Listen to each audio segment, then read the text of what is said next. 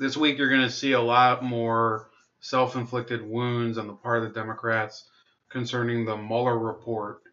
And it really is truly poetic justice seeing them hoisted on their own petard, as some would say.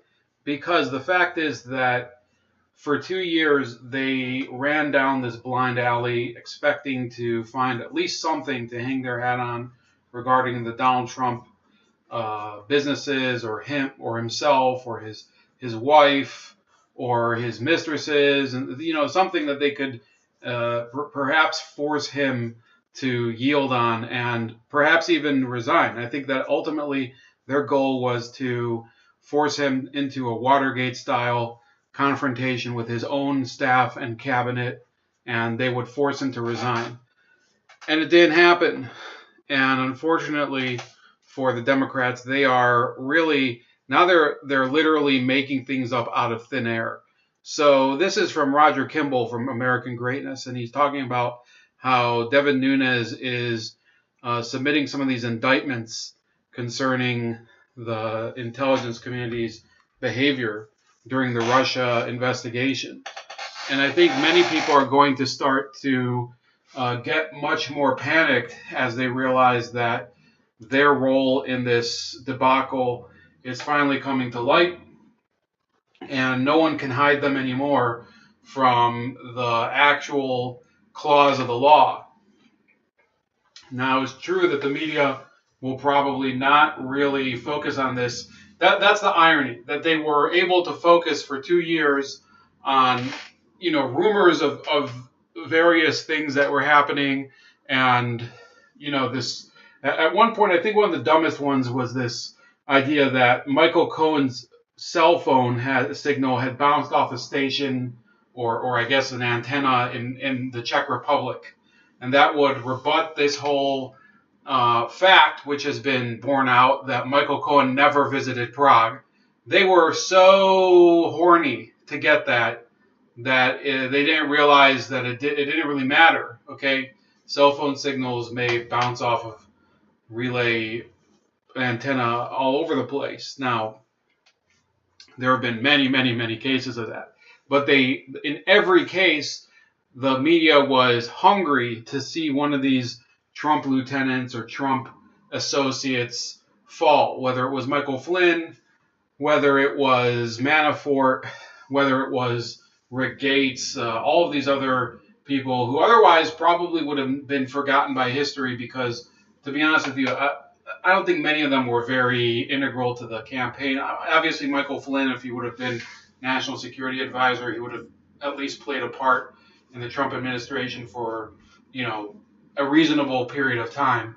But in reality, this was, I believe, one of the greatest wastes of time ever, because the media wanted to waste time.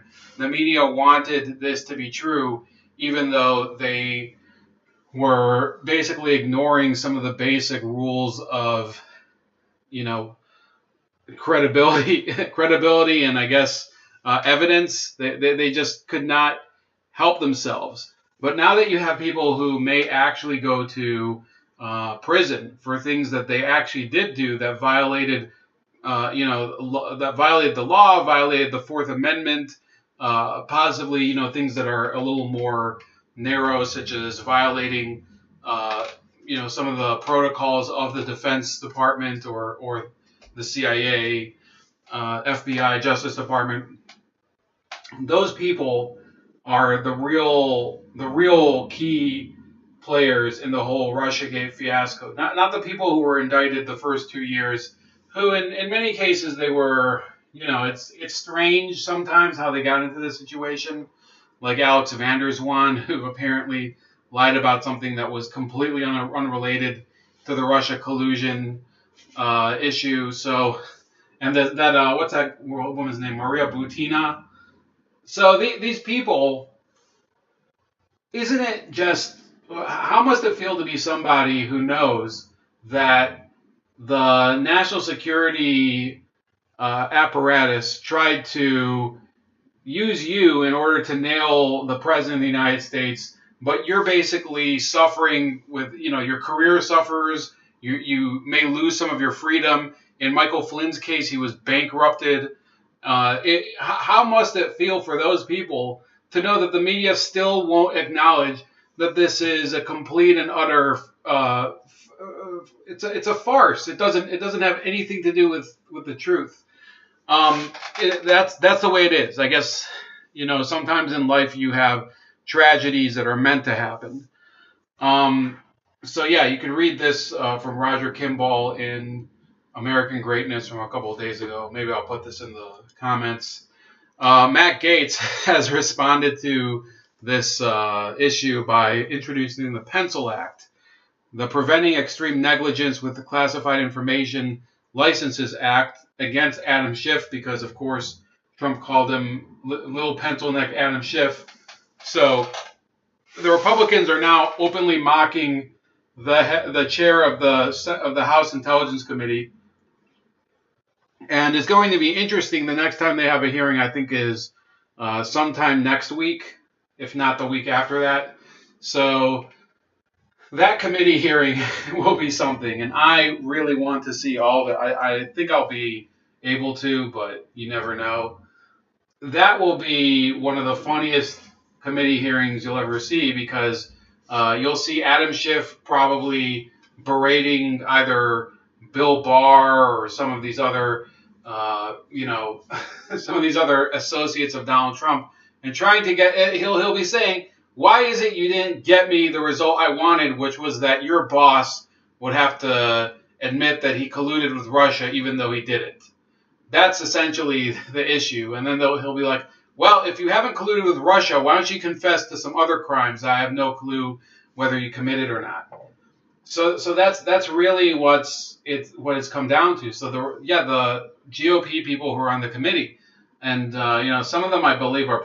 If it was a Democrat president, I'm sure some of these Republicans would have done the same thing. If it was President Clinton or Obama or whatever, they would have probably worked some of the same shenanigans if they could. I think that there are a few more, honorable politicians in the Republican Party than the Democrats, but it's not enough to really make a difference. So who cares? Another issue that I wanted to raise is that so the media is still, they're coming up with more ridiculous crap in order to cover for their masters, who are, the Democratic Party.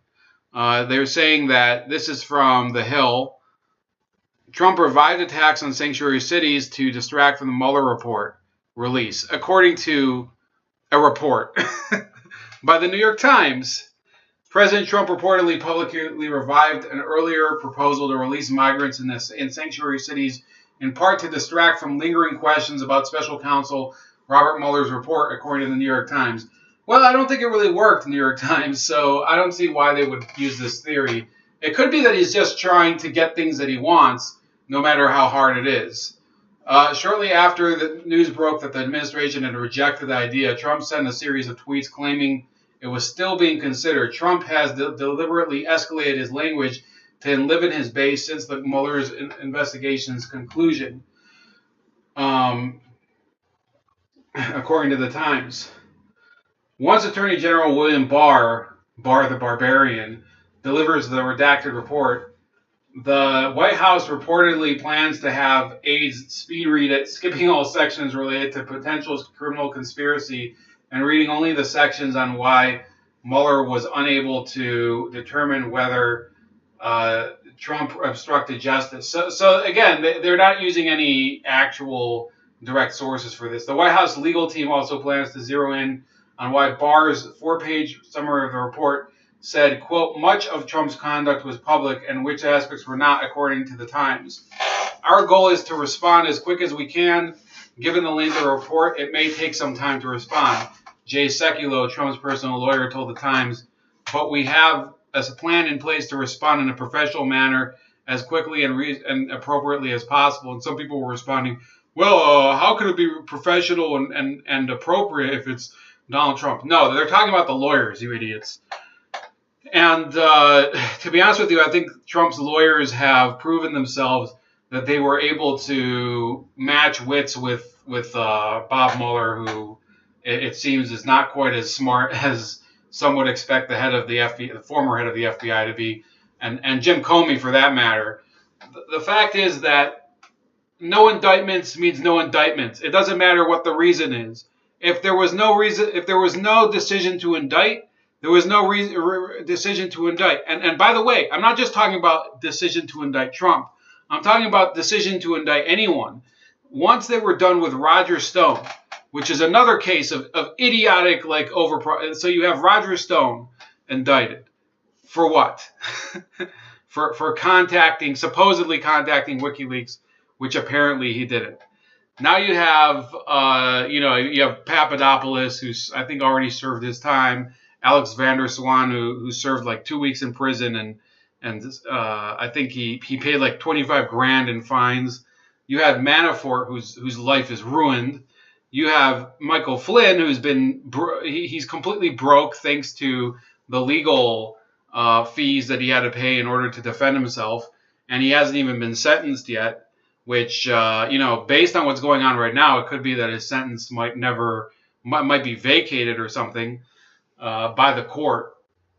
I fully expect that something will probably gum up the works and he won't serve a day in prison, but he'll still be completely in the poorhouse because the prosecution, the Mueller team decided that he lied to the FBI. Mueller himself decided he lied to the FBI, and therefore they decided to ruin his life, even though the agents who interviewed him actually said that they don't believe that Michael Flynn deliberately lied to the FBI. He apparently forgot some detail about a meeting or phone call that he had with the Russian ambassador. That's not something that's a prosecutable offense. And they'd also advised him not to bring legal counsel to the interview that he was having with the FBI. So they were this was an attempt at entrapment. That's the way I look at it. So yes, you have all these Trump people who have been completely screwed over, but yet people want this to be about, Trump is he's trying to bury the Mueller report. Look, the Mueller report did not actually report on anything that was incriminating to Donald Trump. So really, the story should be that people spent all these years, 2 years, in fact, longer than 2 years if you consider how the whole thing was set up during the election, trying to pin a tail on a donkey, and it didn't work. So, yeah, I think this week is going to be pretty funny. I expect this to really...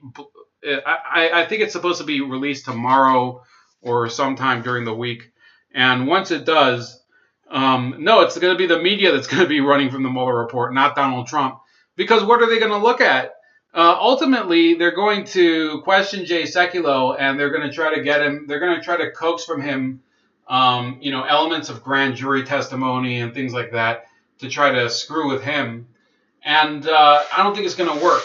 I think in reality, people are forgetting that when you get a good lawyer, they usually find ways to avoid getting you into undue stress and trouble. So that's about it for today. Please like, share, subscribe. Also subscribe to me on BitChute. That's at Chef Leopard on BitChute, at Chef Leopard on Minds.com, as well as Starscream85 on Gab. And I'll talk to you guys later. Enjoy your Blue Monday.